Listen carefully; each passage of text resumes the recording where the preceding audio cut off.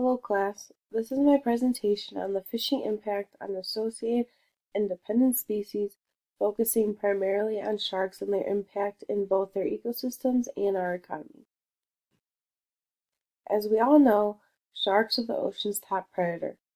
Outside of the ocean, they are highly valued for their meat as well as their fins. Although shark finning has been banned by close to 70 countries across the world, it is still legal in others. Sharks are also a common victim of bycatch because of their curious nature. According to shark stewards, shark's fins are used to make shark fin soup, which was prepared exclusively for the Chinese emperors and nobility, but now with the rise of the middle class it is more common. The large fins of whale sharks and basking sharks are converted to decorations at restaurants. The oceanic white-tip and silky sharks are also common in the high-end trade. The blue shark is among the most common trade, with an estimated 20 million killed for their fins annually. I chose this image because although it's gruesome and may be hard to look at, it's an important image conveying an even more important message. Sharks' prey range from seals to large predatory fish as well as stingrays. First, I'm going to focus on primarily groupers. The image shown is a screenshot from a video that was taken in 2018 of a hammerhead shark hunting down a grouper.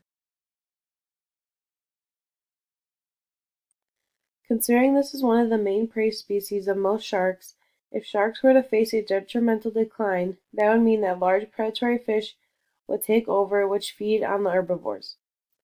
With less herbivores, macroalgae would be able to expand, which would lead to corals not being able to compete.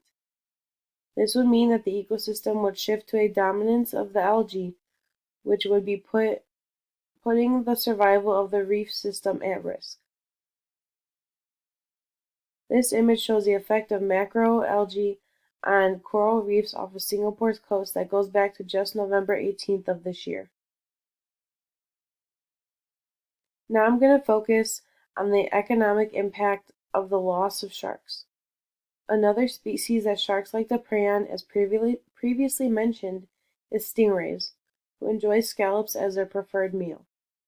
In North Carolina, a fishery was forced to close after the dramatic decline of scallops in the fisheries area because of the stingrays finding more of an abundance of their prey, which is the scallops. Once all the scallops were gone, stingrays moved on to other bivalves like quahog or hard clam, which is a major component in clam chowder soup.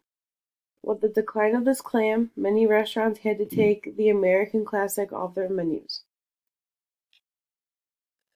Although we may not think too much about the loss of sharks in our marine ecosystems, it's important to become aware of it. It can be detrimental to both their food chain as well as affecting our economy's jobs and food production. Thank you for listening to my presentation, and I hope you enjoyed all the images that told the story of the effect of sharks on our ecosystem. And these are my references.